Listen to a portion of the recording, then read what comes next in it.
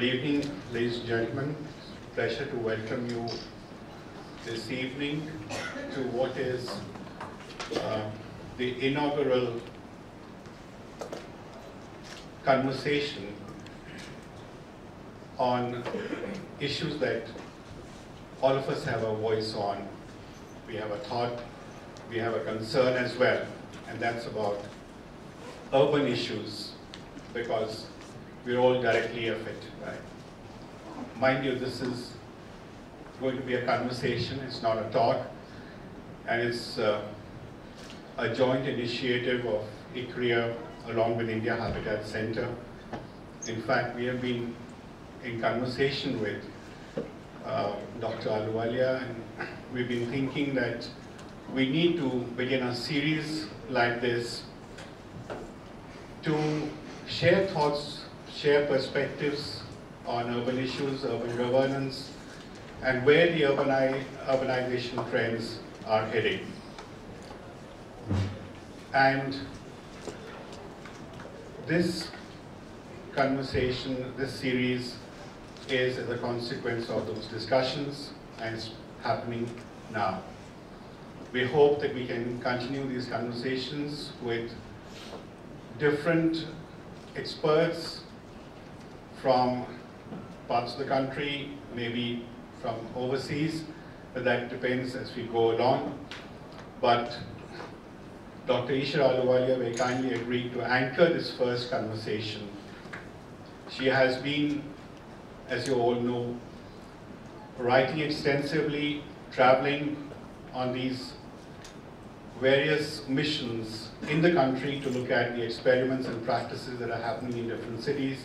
She's documented them. 2 books of her just released in the last fortnight. One on urbanization along with co-authors, and the other one on transformation of our cities, which was a collection of the columns that she wrote in the Indian Express, was released just 2 days ago. And therefore, the best person qualified to begin this series. As I mentioned, this will be a participative conversation. While Dr. Ahluwalia has agreed that she would preface the participative and interactive discussions with remarks from her side, but essentially it's about trying to get the citizens' perspective in. It's about getting what people think, what kind of a city life we are experiencing, what kind of a city life we'd like to aspire to. Because urbanization is what is happening, something which is unstoppable, which is going to happen perhaps at an increasing pace, and therefore planners, policymakers, decision makers, implementers, everybody has to get together to make sure that we somehow stay ahead of the volumes, which so far hasn't been, unfortunately, the case. We're always behind volumes. Anything we build, we create, is overtaken by populations. And we need to find very quick answers to be able to stay ahead of the volumes, and happen to do it. We need to do it in very near future at a very fast rate. As I mentioned, this is a joint initiative with ICRIER, and Dr. Ahluwalia is going to be the anchor leading this conversation today. Pleasure to welcome you, and thank you, Dr. Ahluwalia, for making this possible. And I know your passion for these issues. We've been in talks throughout on this, and it's somehow happened after 4 months of intense conversations that we need to begin to make this happen in this city at least. And that's how we are here. Pleasure to welcome you. And before Dr. Ahluwalia prefaces this conversation with the remarks, I'd like to request Rajat Kathuria, Dr. Rajat Kathuria, who is the Director and Chief Executive of ICRIER, to say a few words on this occasion. Dr. Rajat.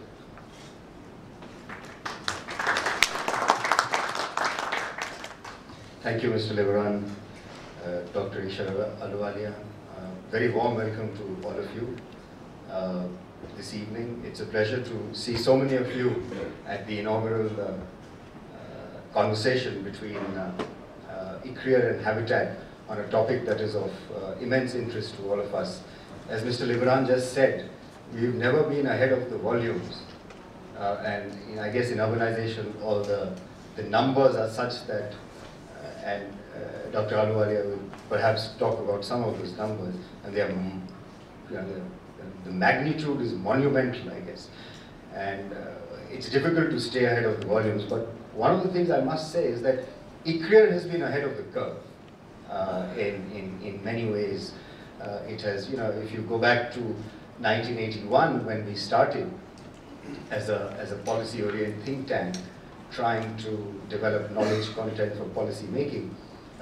In 1981, we were much ahead of the curve in the sense that India only liberalized in 1991, but we had created enough of evidence on policy and created enough knowledge to be able to influence the discourse on policy, on what it would mean for India to integrate with the global economy. And I think that stood ICRIER in very good stead as India began to liberalize. And I'm happy to note that today, urbanization in ICRIER has become a fairly deep and intense theme.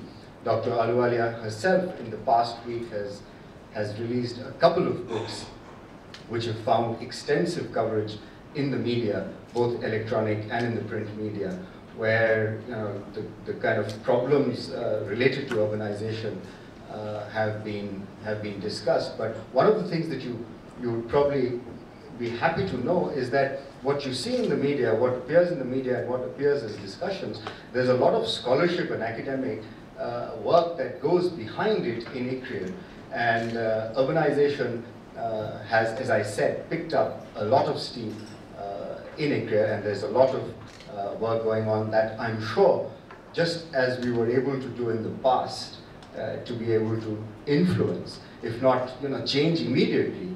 Change in India takes a lot of time, but at least influence that policy discourse around urbanization, because there are so many things, and it is such a complex problem. I mean, things ranging from land, water, decentralization, finance for urban local bodies, congestion, you name it, and Indian cities are likely to face any number of those problems in the future. The numbers, as I said, are just gargantuan, and one very large numbers as the migration from rural to urban India begins to happen. So I think this is a kind of a defining, or not a historic, at least a defining moment where ICRIER is collaborating with the Habitat Center, and I dare say the Habitat Center is the hub, has become the hub of Delhi. Nobody could have imagined in 1991, not even Mr. Libra himself, that it would become such an attractive and a hub of citizen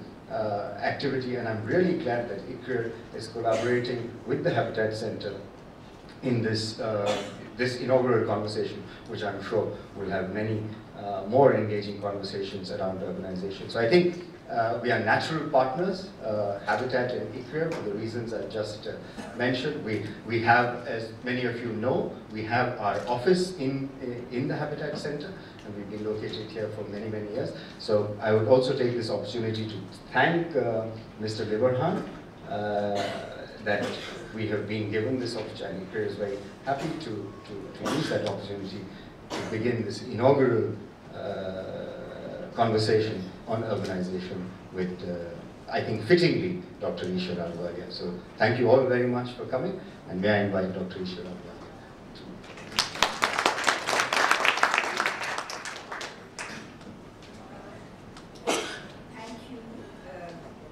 Thank you, Raj and Rajat. Very good evening to all of you. First of all, I must say that the shreya for this whole launch goes to Raj Libran. It was his idea. To be totally honest, he's been after me for about a year that we should start a conversation on urbanization with our membership, and I was not ready.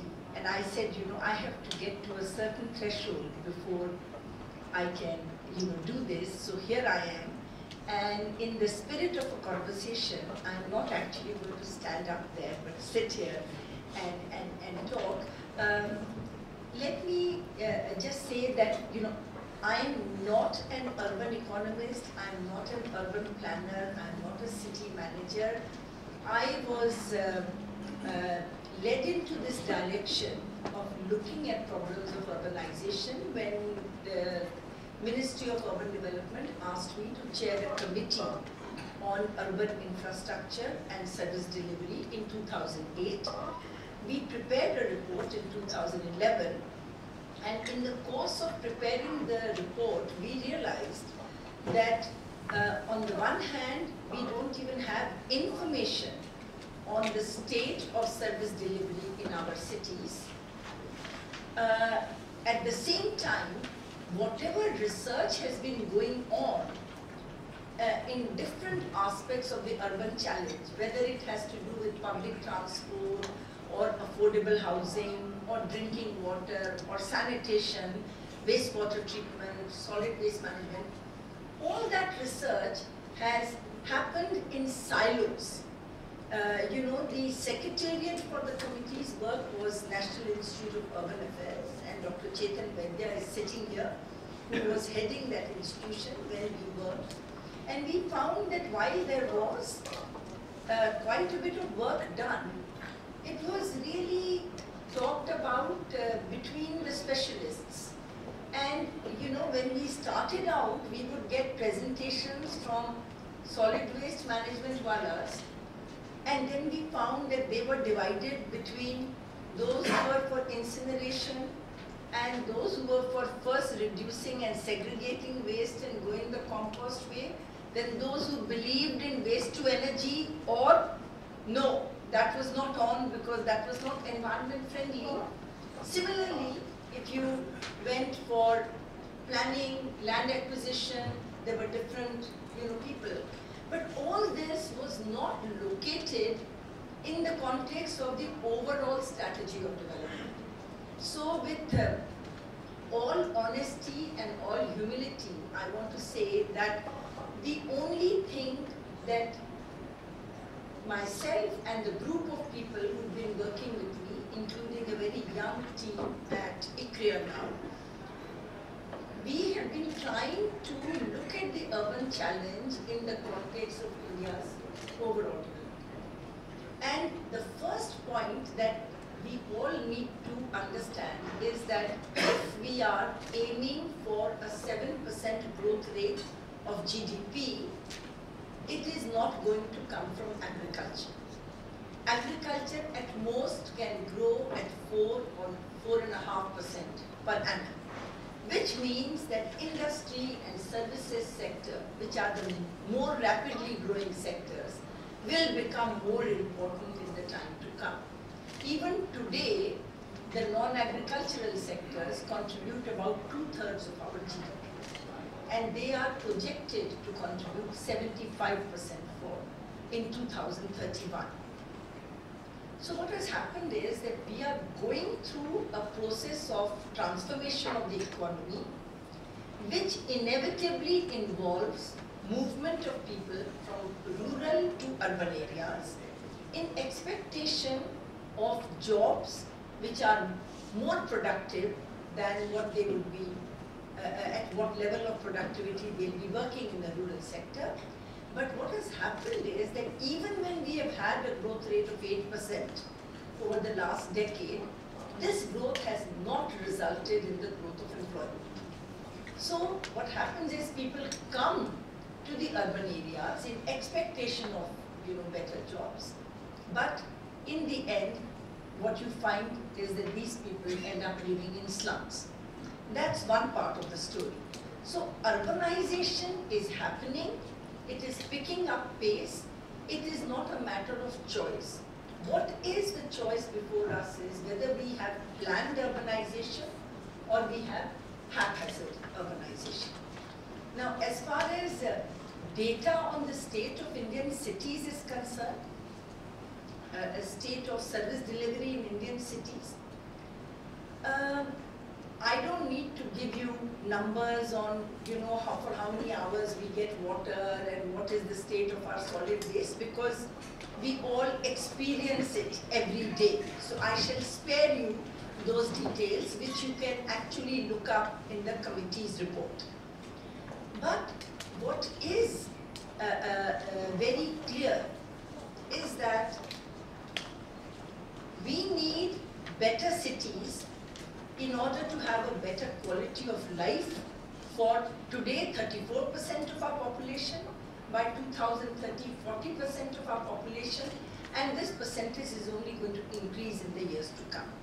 We need it not only in order to generate growth, but we need it because we want healthy conditions in which our children and grandchildren could live. When we looked at the investment needed to bridge, to put all the infrastructure in place in the cities of India, we came up with a large estimate of 40 lakh crore over a 20-year period, and this is at 2009-10 prices. But this investment was not the major problem. What we found was that when it comes to financing this investment, government either does not have enough resources, once it looks after the poverty alleviation needs, the food security needs, the rural employment guarantee needs, and all the various subsidies which are already in place. So where will the money come from? If it is public-private partnership, then private sector will only bring in money if there is a revenue model in which they find that they can make a reasonable return. We can't expect the private sector to come into a PPP arrangement in an altruistic context. And the minute you talk about a revenue model, the questions come up, are we charging to recover costs, whether it is for drinking water or for garbage collection or wastewater treatment? Then we found that not only are the user charges not covering costs, but we got into this mess in which, because the state of service delivery is so poor, consumers are, the residents of cities are naturally saying, first you improve the services and then you raise charges. And the utilities are saying that, but we can't really give you services unless, we can recover something. So it's become chicken and egg problem. On top of that is the problem that it is state governments which are principally responsible for urban development. The center can only give some strategic leadership, but the real environment has to be created by the state government. There was a constitutional amendment in 1992 which transferred the responsibility for service delivery in a number of these sectors that I just mentioned to local governments. So today, it is your municipal governments, your municipal corporations, your nagar panchayats which are responsible for giving you clean drinking water, for managing and disposing of the solid waste, for wastewater treatment, for street lights, for public transport, for urban waste. And yet, these governments are more or less completely dependent on their funding to the state governments and to some extent on the central government. The first time that they found a little bit of money coming their way was when the National Urban Renewal Mission was started in 2005. And as I traveled around the cities and towns of India, looking for projects where they were putting in the JNNURM money to try and improve service delivery, I found that the cities where they succeeded in improving service delivery were the ones where there was some capacity at the local government level. In many, many municipal governments, you have half an engineer, a quarter of an accountant, no money for the municipal government to pay the salaries of their staff, which are heavily dominated by the unskilled sweepers and cleaners rather than planners and city managers. So only in a few cases, in a few states, Maharashtra, Gujarat, Tamil Nadu, Karnataka, Andhra Pradesh are the 5 states that come to mind, where one found that the state provided some financial resources, there was some capacity at the local government level, and they were able to transform service delivery in a major way. And the critical factor was not just the money that was given. The critical factor was human leadership and these other sort of, enabling environment conditions that I have mentioned. This is not meant to be commercial, but I would actually, for anyone interested in this, I would recommend that you at least borrow this from a library and read. There are, in this book, about 40 case studies which show that in the same environment of India, where we complain all the time of misgovernance and corruption and all the problems of federalism, there are cities which have been able to really transform their urban environment. And the question that we ask is, why and how, that happened. I have tried to provide some answers. Those answers are not complete. This is not a research study as much as just profiling the best practices in the country and encouraging younger people to look for common factors and do more research and come up with how we can upscale and replicate this experience. So there is, for those of you who are not comfortable with case studies but who want a more conceptual understanding of the challenges of urbanization, there is a second book which was co-edited with Professor Ravi Kanpur and Dr. P.K. Mohanty, and that's called Urbanization in India, Challenges, Opportunities and the Way Forward. That has a number of articles by some very eminent people, including an article by Samuel Paul on demand for good governance. How it is that in cities where to a discussion, my only request would be, please make your interventions short so that we can actually really get a lot of interventions in. So thank you. And are the people with microphone ready? Yeah. My teacher, Dr. Bimal Jala, is sitting there at the back. And Bimal, I would be very interested, in hearing you just react as your first reaction to what I have said. Please. No, Isha, I came to learn. We are all learning. Not to talk. And I was most impressed by what you have said. Because what you have said and given the book to our country is that there are best practices. And they have actually taken place on the ground. As you said, in many of the cities that you've toured, you've brought it about. So the main message that I got from your talk was that problems were severe, that they were extensive, and in a vast country like ours, they were not easy to handle, but that it can be handled. And I think that was extremely encouraging. So I would say that this particular kind of work that your institution is doing, our institution rather, ICRIER, in terms of urbanization, it should perhaps get down to the basics. That if we can split what needs to be done into 2 or 3 categories in sort of vertical order. One is the base level, which not only the best organizations or the best municipalities or the best administrations can do, but anybody can do. I mean, like in the forest environment, there is a consciousness. Similarly, the use of CNG, for example, in urban areas has acquired root. So the basics. So my suggestion to you, the experts, is really that if we have the best practices, let us divide these best practices into, say, 3 categories.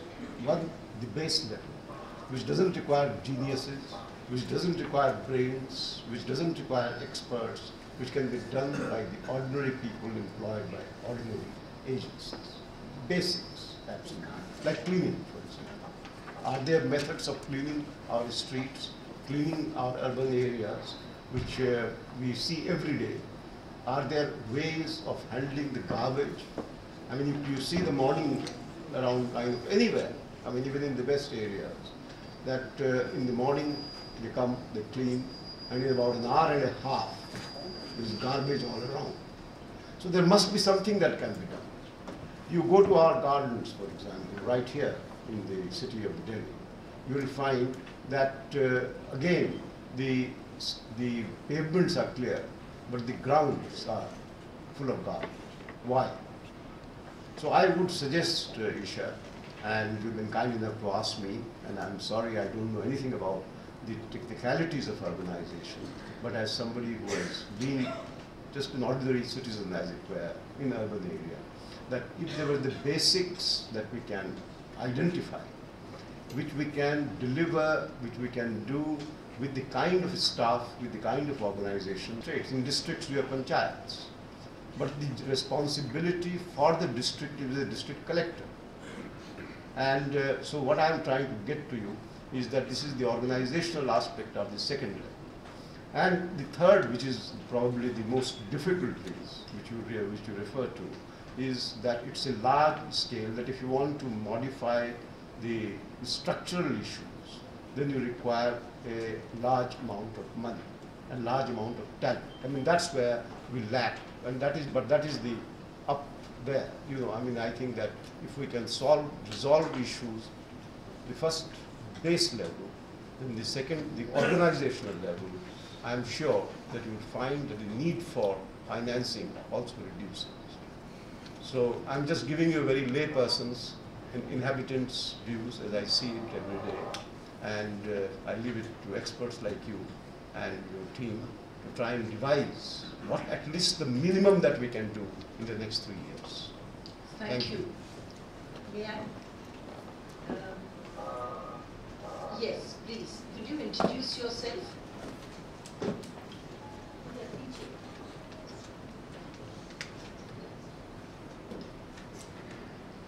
Good evening. This is a very stimulating subject and indeed it's very well teed off. My name is ICRIER. I happen to run an organization in the office automation industry. Sorry, which industry? Office automation and business machines. Okay. The question which occurs to me is this: why should this problem have arisen in the first place?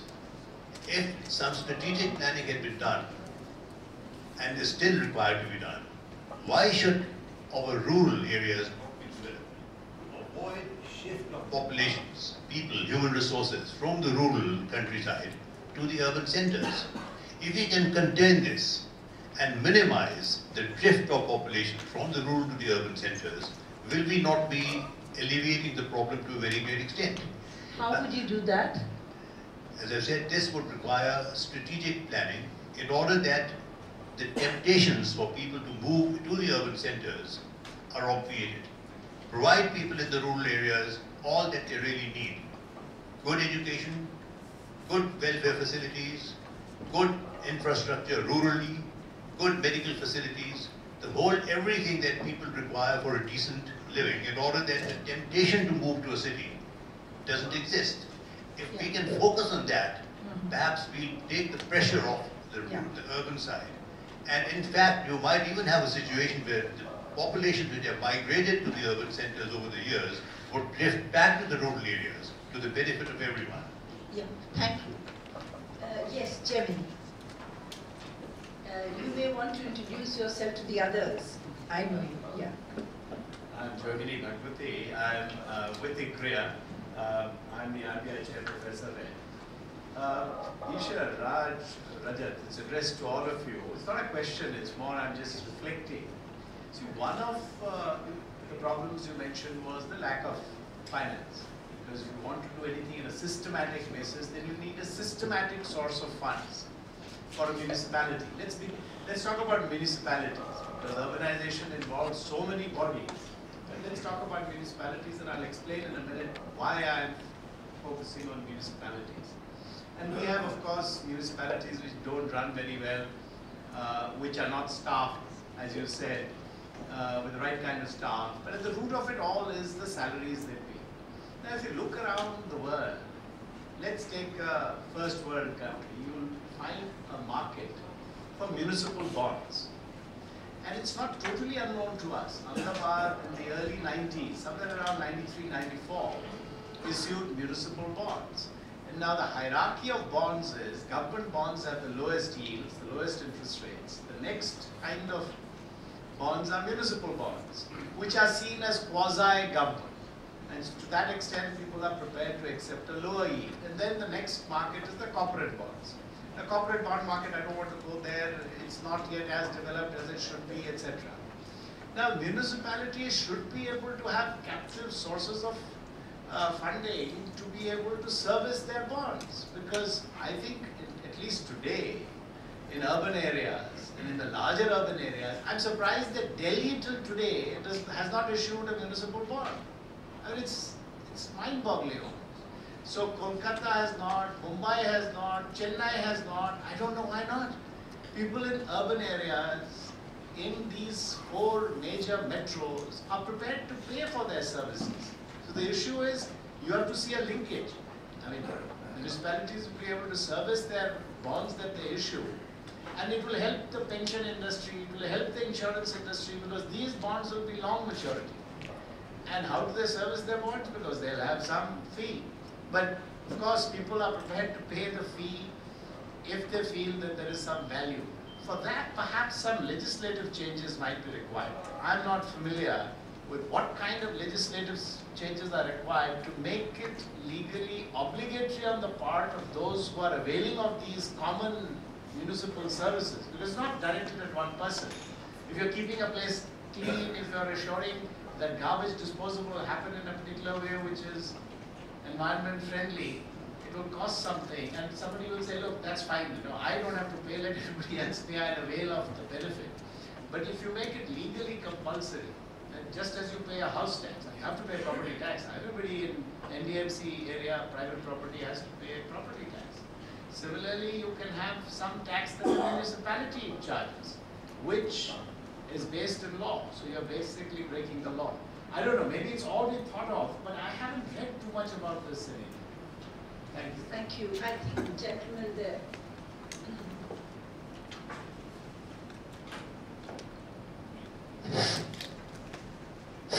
Thank you, madam. My name is Mohan Bajikar. I represent quite a few companies from Europe and US. Very high technology. Sorry, you represent?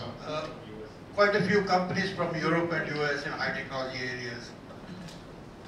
We don't live in the past, don't live in the present, we live in the future. And this is yours in the futurology subject. I have been associated with the futurology subject for many, many years now. Three issues that I wanted to bring up to you. Some of them you mentioned in your presentations. One is the climate change that is going to happen. And more particularly to the areas, urban areas which are located around the seashore of our country.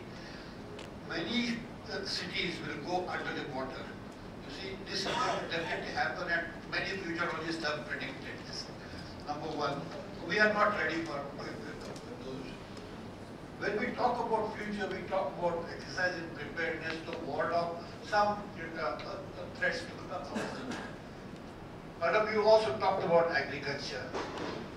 Several cities around the globe are coming up with plans of building vertical farms in the urban cities which can cater food to everybody near about. They don't have to go further distance, so the transportation costs and everything can be avoided. And in New York, madam, a building is going to cater to 50,000 people day in and day out. Similarly, Singapore has already done several. In a few days back, Times of India reported a small story on one of the country where they are doing this project also. It's very sorry to tell you, madam, we had presented a similar project in Karnataka 2 years back to have 1,000-acre, 160 stories building that would have meant 160,000 acres. We would have done entire thing vertical farming there.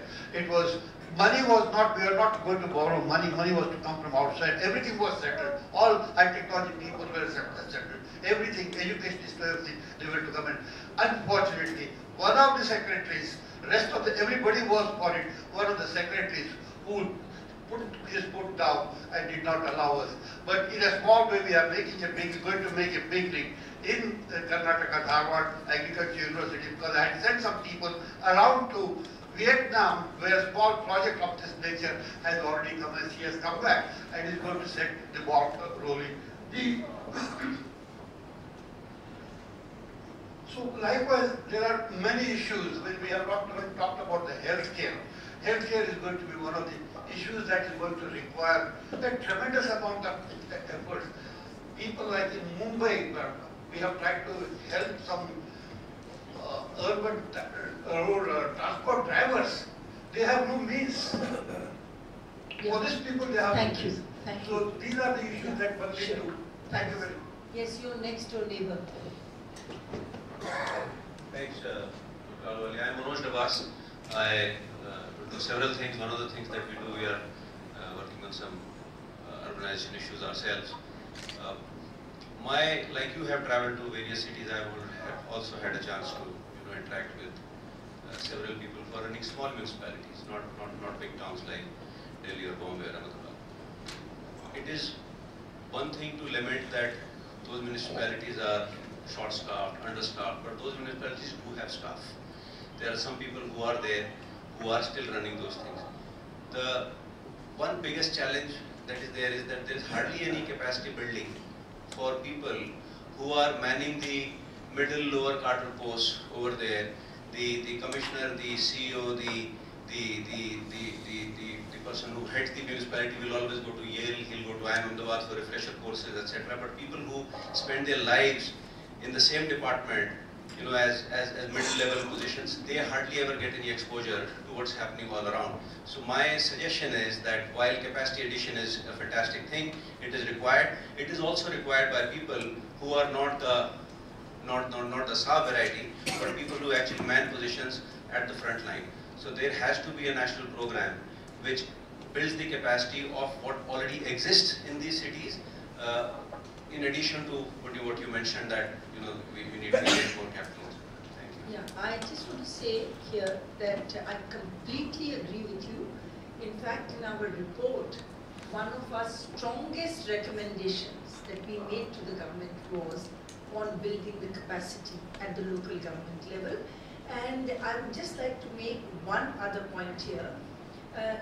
DFID did some capacity building for the urban sector in Bihar, where they taught the municipal people to do double entry bookkeeping because they thought this was very important. 3 years later, they went back to see how the program was working, and they found that all the people that they had trained had been transferred to other departments because the state government felt that they needed double entry bookkeeping more in other departments than in urban municipalities, local governments. So in order to do this training, another part which I'm sure you know, but I just thought I'll share more widely, is that you need a municipal cadre. Because in order to train, you also need people who will only then be transferred across the municipalities and would not be on deputation from the state government. And if the state does not emphasize the importance of building capacity at the local government, no matter how much you train, they will just get lost in the large sea. So I couldn't agree with you both. Thanks. In other words, the resident capacity has to go up, and the floating capacity which moves from one department to the other. Yeah, and also you have to create the ambition in the leader of a Nagar Panchayat that if his or her capacity is built, that today they can be posted in a better municipality, a larger municipality with greater challenge, and there's some career prospect. Right now, you find people in one level and they just stay there forever. So there's no incentive to learn and apply. Yeah. Yes, please. Ma'am, my name is Vijay Saluja. I am the former Chief Engineer of the New Delhi Municipal Council. I've spent all my life in the urban local body. Don't you feel, madam, there is huge implementation deficit in so much of excellent plans? Why I'm saying is that I was a part of the National Commission on Urbanization, which was set up by the Prime Minister in 1984. We worked for 3 years, many people. The reports were presented to many committees, the various committees, but all the excellent recommendations are only lying on the shelves. I think we should dig out that thing. That is one of my suggestions. Second, being in the premier local body of the New Delhi all my life, I am from IIT Delhi otherwise, there is absolutely huge need of skilling of urban local body people, not only in their technical things, but in their mindsets. Because as it is, I really feel horrified at the way our urbanization and cities have headed already. To my mind, we are in a state of big mess, and it should horrify us all. I'll stop it here because the topic is so large, but it's a very nice thing that this thing has started, but we should, instead of talking much, instead of being a nation of talkers, we should be a nation of implementers, and then monitoring as to what they have implemented, whether they have been done as per the design, as per the plan, as per the quality, because the amount of money which the MPs, MLAs and GNU RM, I was connected with that. I think most of the money, to my mind, spent is a waste, because the quality, if you see, of roads being constructed, and we must seriously consider the way funds have been allocated to MPs and MLAs, because they don't know what to do. When only my junior engineer and assistant engineer tell them, and they are very happy, and they will put a board, this work is being executed by the MLA of that area, and he doesn't know what actually is being done. I think, thank you very much. I would just like to share something which I got when I was talking about these issues with a High Court judge who said to me that, these problems, the disputes keep coming in front of us. There are encroachments, and then, they are demolished, and in the same place there's another encroachment. And he says, can we not devise a way of monitoring where we track the removal of, let's say, an encroachment, and hold the people responsible for sort of not forestalling encroachments. He says that it's not enough to say that, okay, I removed this encroachment and then I moved on, and then of course next day it came up, it's not my responsibility. It is his responsibility to see that there shouldn't be this encroachment.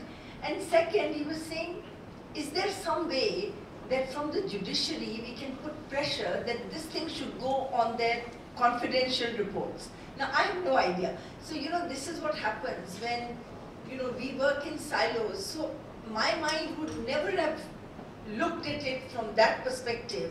But he was thinking as a judge of penalties and not just rewards, on ensuring that we do monitoring. So if anyone has any... No, one little suggestion I'll give. I have no hesitation in saying at all, there is absolutely big corruption in urban local bodies.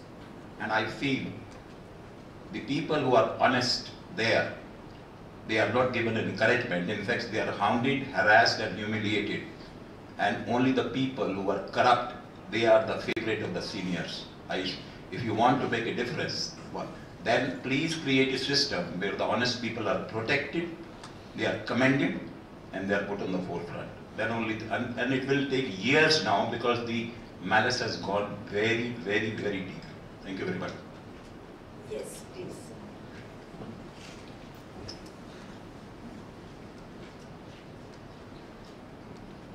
Thanks a lot, ma'am. Sunil Dubey is my name, from the University of Sydney and Metropolis Organization. Firstly, I want to congratulate you in starting the conversation, and I think that's an important part, that we initiate some of this conversation in an open forum, because I referred to some comments earlier about the policy and think tanks, which Dr. Rajat Kathuria mentioned earlier, and my story is the story of two cities, Delhi and Sydney. I was born in Delhi and live in Sydney now. And I can say the journey of policy and think tanks is going to be very limited for urbanization story in India. Because India, an Indian city, doesn't have the luxury of time. I also want to congratulate you, Dr. Ahluwalia, because around 2.5 years ago, you gave me a few copies of your recommended notes for High Power Committee. And one thing which stood out in that, you mentioned to establish, and to my surprise as an academic, first time in any report I saw the word 5 institutions focusing on urban estate management. This was the first time, in fact, I heard, or I saw these notes. I think you probably lead a lot more than 5 institutions, but it's a great beginning. I don't know how that is progressing. A comment, ma'am, the urbanization and what our feeling is in various cities, especially in my own city of Sydney, it has to go back. It has to, in fact, if you want to see some tangible differences in your cities, I would argue it has to go to the school level. Urbanization need to be started, and training people at the age of 50, 55, yes, there's a lot of knowledge and skills you might develop, but if you want to see a tangible difference in any city, go back to the schools, let it progress to institutions and colleges, there's likelihood you'll see some immediate results. And I hope the urbanization does move at that level to see. My name is P.R. Goswami, Director Libraries, Government of India, former Director Libraries. See, I have traveled to many cities, in Delhi particularly. I find there is a very shortage of reading space for the youth. And even if there are 2-3 libraries who allow the young people, I mean, who doesn't have enough space at their residence to read, they're crowded, and there is a long queue to enter those libraries, and they don't get an opportunity to study at different places. And these days it's a highly competitive world. Everybody is preparing for some examination. Not only IAS, maybe there are some other examinations. So I believe this indicator should also come in your You are absolutely right. You know, the cities, in all my travels, the cities where I found this emphasis on libraries was one, Thane, and in Maharashtra, and the other was Surat in Gujarat, where they were very proud of public libraries that they have.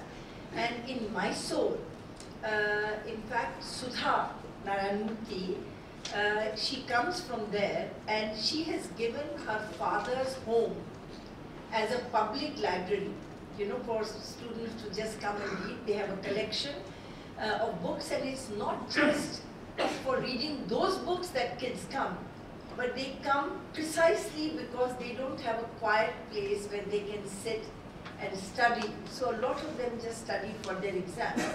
But the interesting thing is, in cities with relatively higher income levels, which have then focused on the need for libraries for the elderly, for the young, but it's not something that I came across in most cities, you know, where I went. When you talk to the municipal people, they didn't talk about the importance of libraries. You're absolutely right.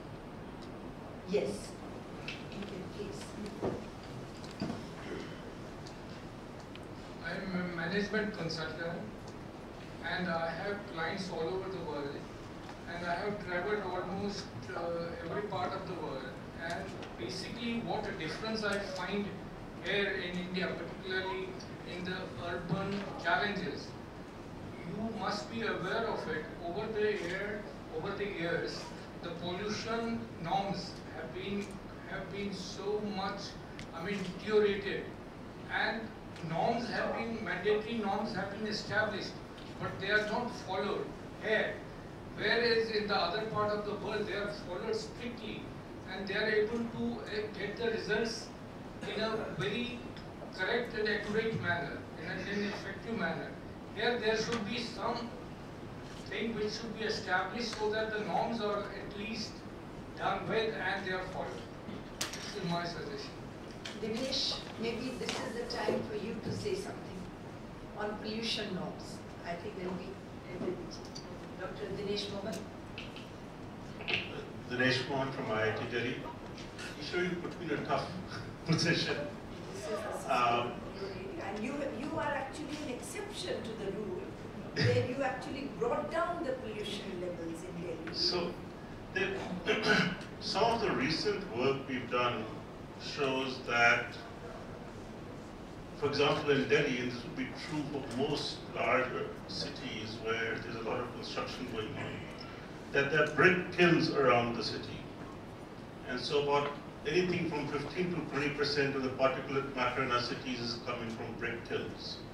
And then there's another 10 to 15 to 20% which comes from road dust thrown up.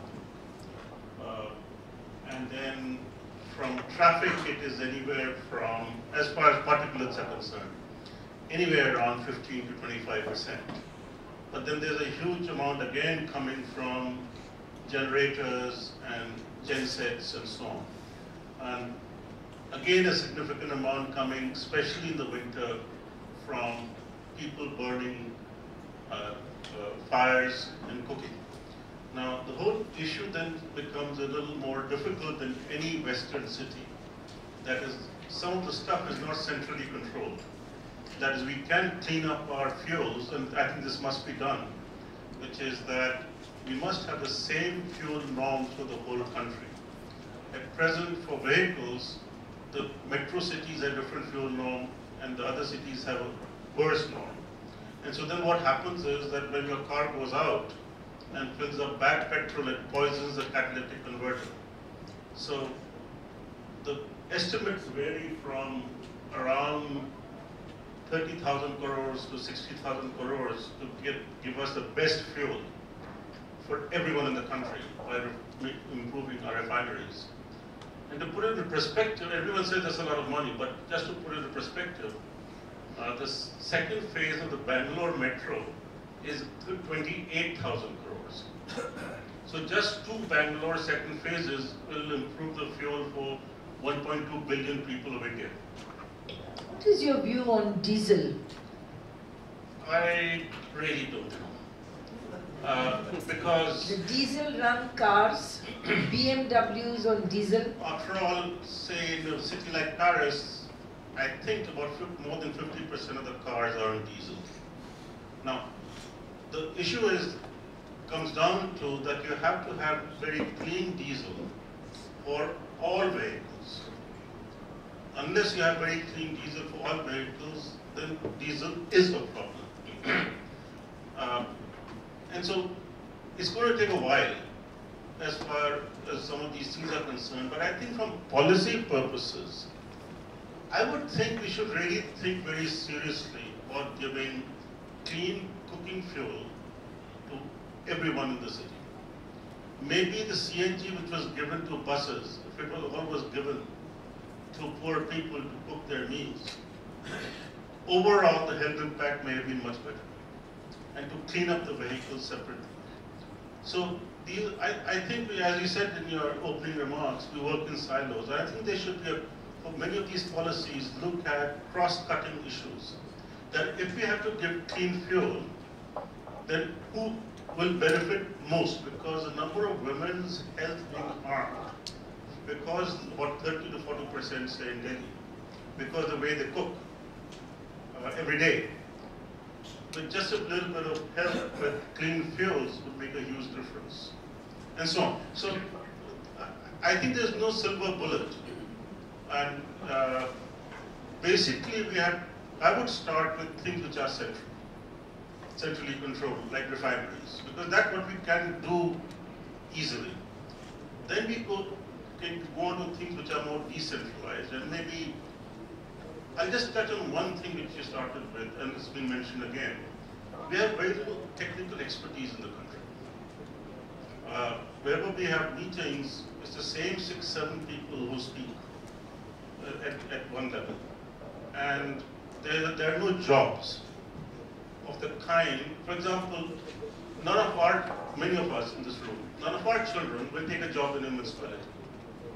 We can talk about it, but I would like to see who can raise his hand and say, my daughter or son is proud to join the municipality or the PWD or etc. or the Jal board. If none of our children want to join these, we have to think about it very seriously, what's going on. And so I don't think it's the salary at all. It is the job description where you can't do what you like. Because the salaries are very good for the kind of students we have. A lot of our students who do masters and PhDs, their parents earn 40, 50, 60,000 rupees a month. There's no esteem attached to it. There's no esteem, and there's no work which you enjoy. And so there have to be different job descriptions for such people. Very good point. Thank you. Pierre? Thank you. My name is Pierre Jacquet from the Global Development Network. First of all, I apologize for taking the floor because I'm obviously a foreigner here and I of course know very, very little about Indian cities. But listening to the very important point that ICRIER made, I was thinking that in all of the cities I know, there is a program for urban planning. So again, there is no silver bullet there. So it seems that there is a double challenge here. One is to start urban planning, but the other one is to define urban planning, because nobody really knows how best to plan a city. What is the way to organize the morphology of the city between the living places, the producing places, the leisure places, how to organize the distribution of public services. In France, for example, we have a long tradition of networks, electricity networks, water networks, gas networks, and so on. But some of the urban planners today question that and argue that tomorrow's ways to distribute services will have to be different.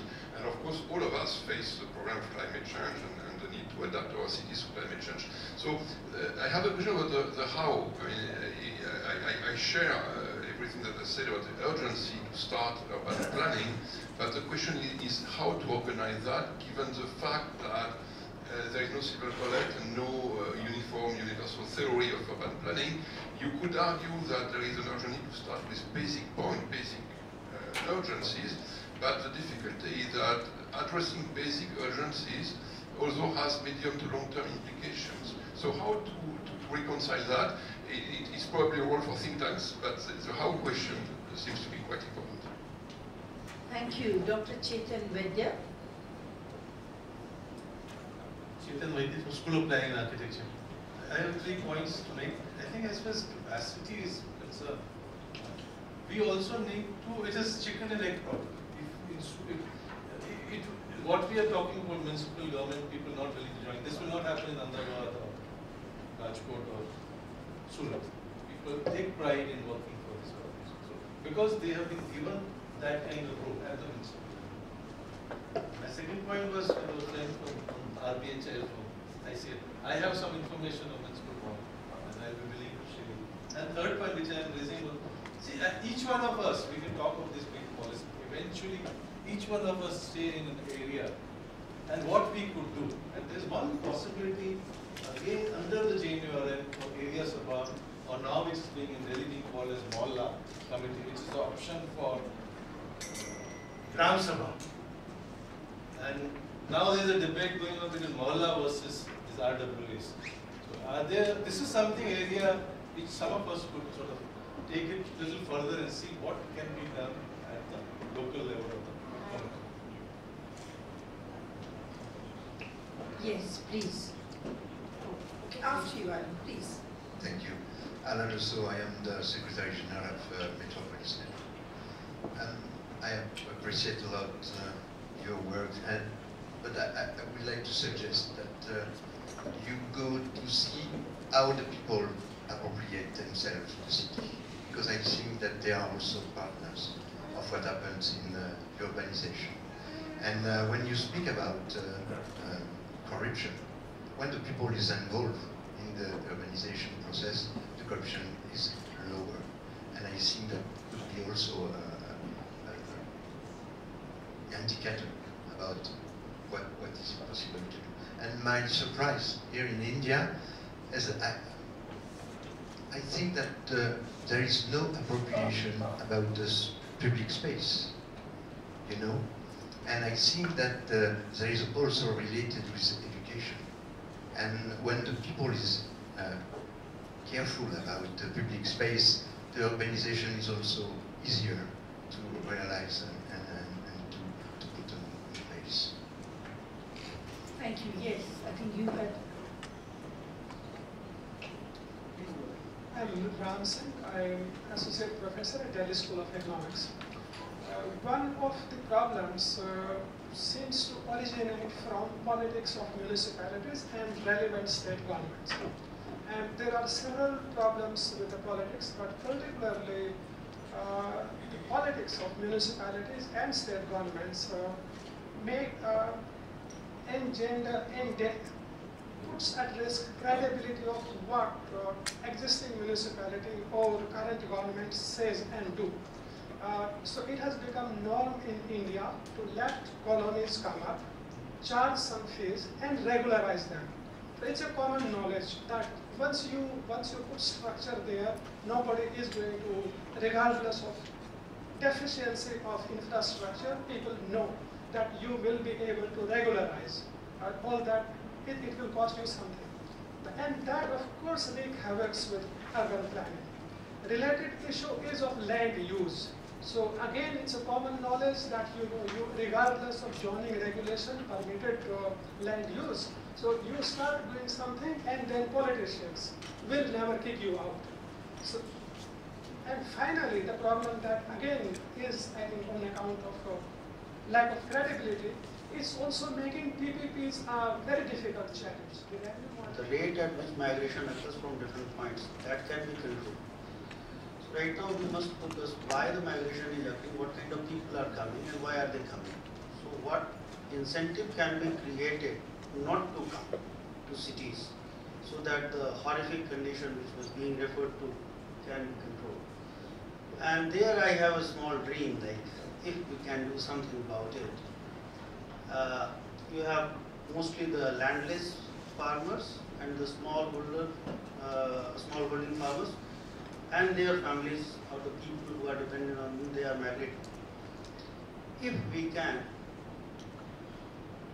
increase the productivity of their land, if we can take the surplus labor and create an ecosystem where they can be used productively to gain more, probably migration will stop to a great extent. And maybe I'm just drawing another context. I read in some of the newspapers that the manufacturing activities in China has come down, and India has a great opportunity. We can create lots of places where manufacturing can pick up if we can use that surplus labor available in villages and different parts of the country locally itself through some process. And aligning agriculture in a manner that the productivity increases, aggregation occurs, can help a lot. That will be the last. I'm General Neelendra Kumar, Director at the MIT Law School. I'll make a few very quick points. Firstly, encroachment was talked about.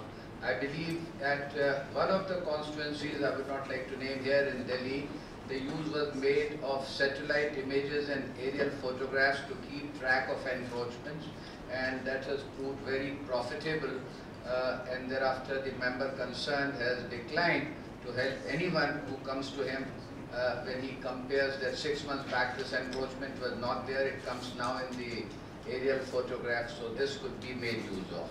Number two, the 73rd and 74th Amendment to the Constitution that talked about the 3-tier level of democracy, that needs to be activated, and that is something like this, giving more power to the RWAs and the Mohalla Samiti. Third point that I have, if we involve the judiciary in this process, then the tool of public interest litigation, PIL, could be very profitably made use of to deal with some of the situations like regularization of irregular colonies, unauthorized colonies, etc., where due to political reasons the authorities may be reluctant to take action.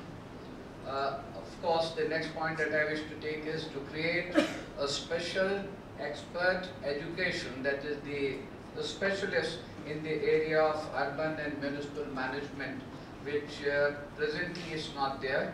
The builders' lobby needs to be sort of kept high. And the last point that I wish to say is that greater use of solar energy and rainwater harvesting. Thank you.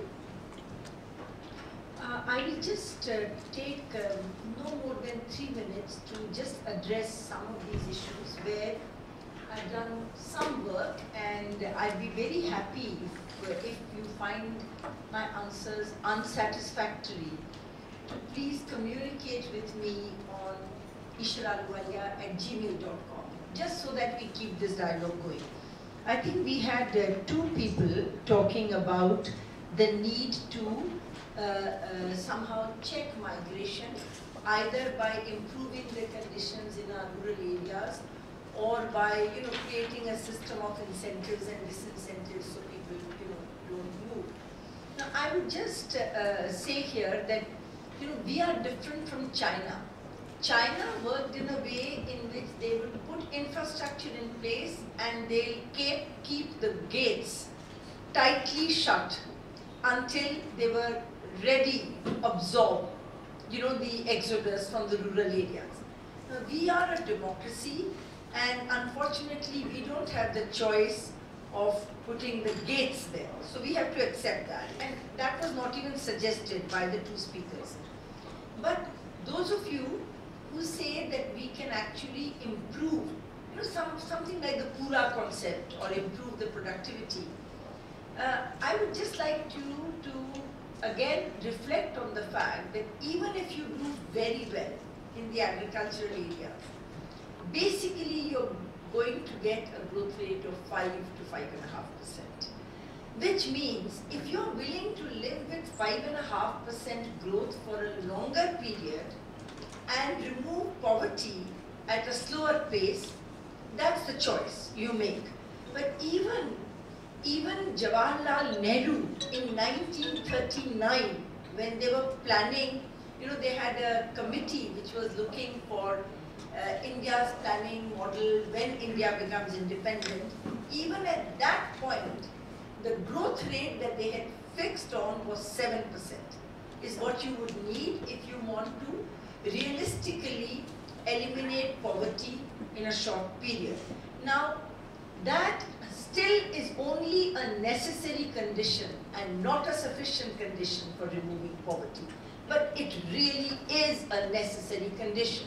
So if you need a growth rate of 7%, I'm afraid no matter how much you raise the productivity in the rural areas, you will have migration at a rate for which you will have to have a strategy of planned urbanization.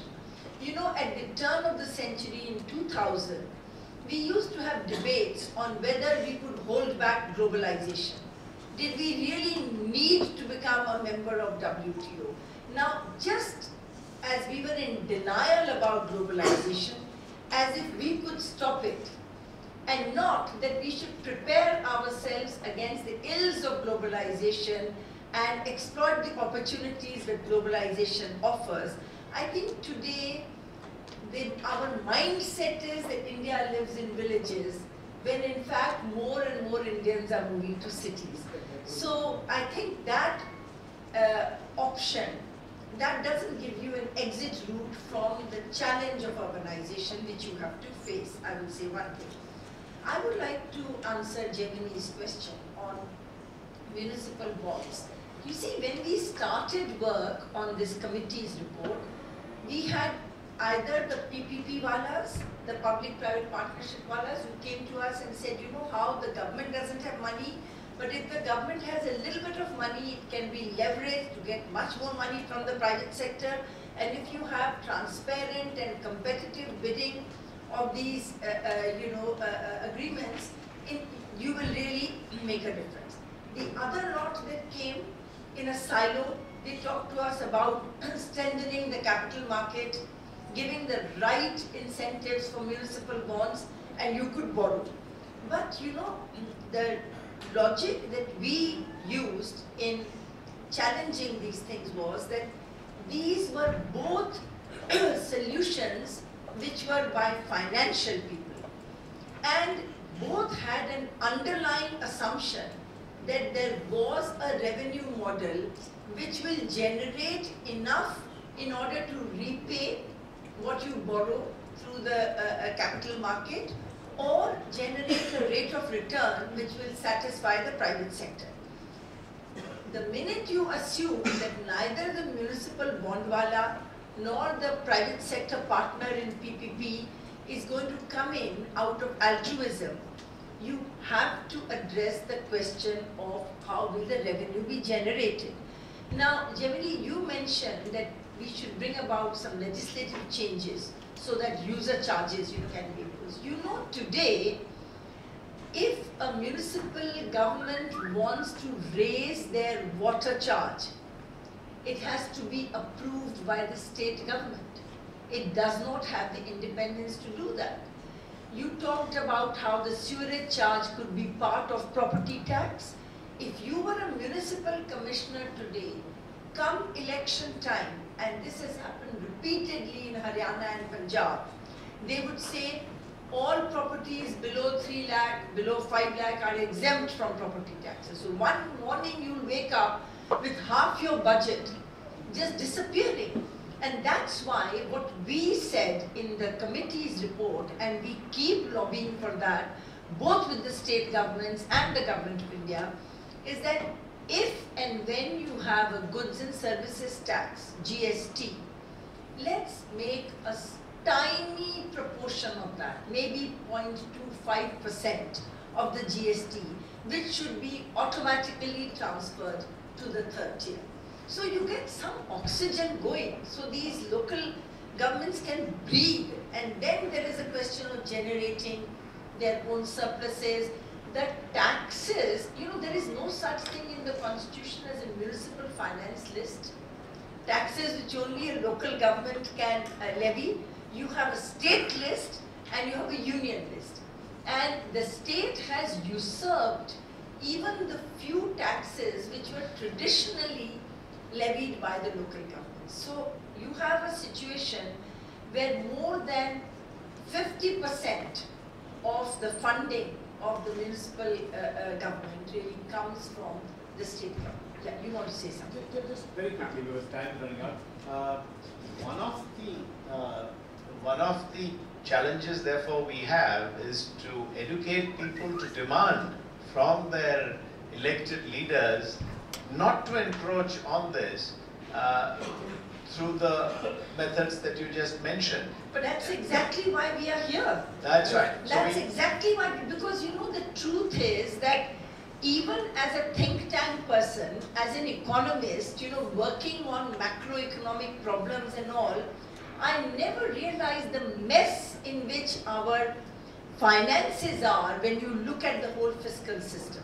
But the National Highway Authority of India, for instance, every liter of petrol and diesel, I'm sure there must be some legal reason why they can do it, that we buy at a petrol pump, some fraction of it goes towards the budgeting of National Highway Authority of India. So, and it doesn't really matter where you buy the petrol or diesel. So, Yes, but you see, you're talking about highways. Right. We are talking about urban roads. We are talking about collector roads. We are talking about roads within cities. Do you know that out of 8,000 cities that we have in India, only about 500 cities have any kind of public transport? And let me end with just one other statement, which this is aankhon dekhi, from my own travels. You go to any state of India, you go to Maharashtra. Once you go past the capital city of that state, the second largest city in Maharashtra is Pune. And you look at the contrast between Mumbai and Pune. And Pune looks like a Mufassil town, even though it is actually a much, much better managed city than any other city in the country today. There are probably some cities in Gujarat like Ahmedabad and Surat, which are doing very well. But again, I think one reflex kind of reaction that we hear, I don't know whether that is a correct solution, is to say that for each state, let the capital city be called a state and be separated. So at least you have somebody else looking at the other cities. But I will end by saying we cannot solve the problems of urbanization by looking at these as individual cities or units. It really has to be linking large cities with medium cities, with small cities, with towns, with rural areas. It's connectivity that we need when our economy is really going through such a significant degree of transformation. So with those words, let me say we've gone 15 minutes beyond our planned time, but thank you very much for this very stimulating feedback from the floor, and we'll be coming back to you next month. Thank you.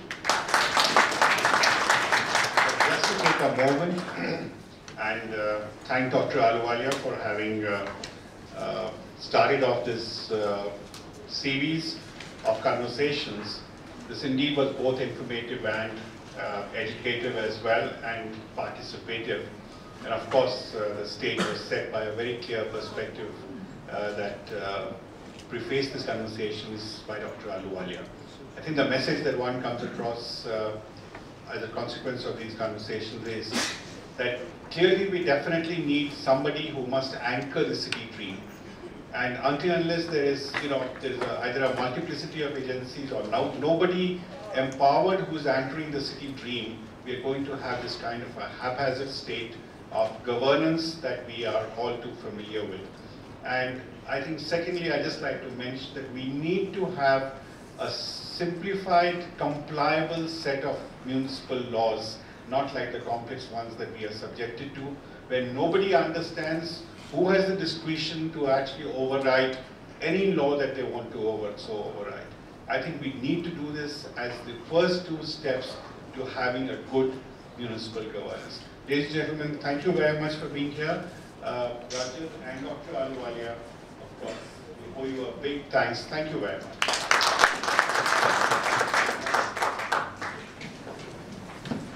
And let me thank India Habitat Center on behalf of the